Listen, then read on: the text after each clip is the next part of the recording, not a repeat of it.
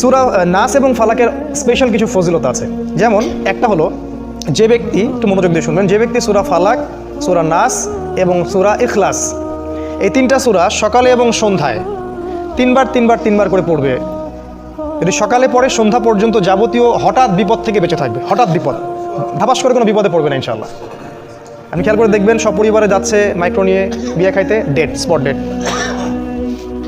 তাই না? হঠাৎ করে দেখবেন সকালে ঠিক মতো আসে, হঠাৎ স্ট্রোক নাই। হঠাৎ বিপদ ইনশাআল্লাহ সে পড়বে না, যে ব্যক্তি সকালে তিনবার করে সূরা ফালাক, সূরা নাস, সূরা ইখলাস পড়বে। আর বিশ্বাস করেন এই কাজগুলো আমাদের চাচাদের বয়সী যারা আছেন ওনাদেরকে শেখাতে হয় না, আমাদেরকেই শেখাতে হয়, তাদেরকে শেখাতে হয় না, তারা এগুলো আগেই থেকে জানেন। আবার যে ব্যক্তি সন্ধ্যাবেলা সূরা ফালাক, সূরা নাস এবং ইখলাস তিনবার করে পড়বে, সারা রাত যাবতীয় ক্ষতি থেকে সে বেঁচে থাকবে ইনশাআল্লাহ।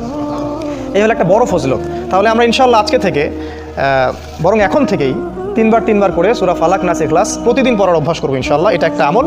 দ্বিতীয় একটা ফজিলত হচ্ছে, ঘুমানোর পূর্বে যখন বিছানায় যাবেন, অনেকগুলো সুন্নাহ আছে, বিছানা ঝেড়ে নিতে হবে, লাইটস অফ করা, প্রয়োজনে পারলে উজু করবেন, আয়াতুল কুরসি পড়বেন, তাসবিহ তাহলিল করবেন, পারলে সূরা মুলক পড়বেন।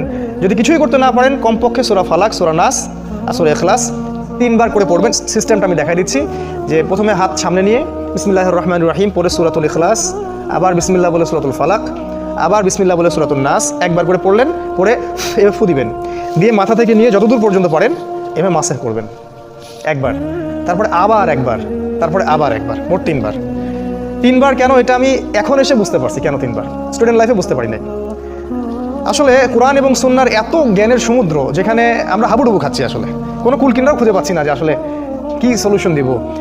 তাই যতই জানি ততই মনে হয় যে আমি কিছুই জানি না।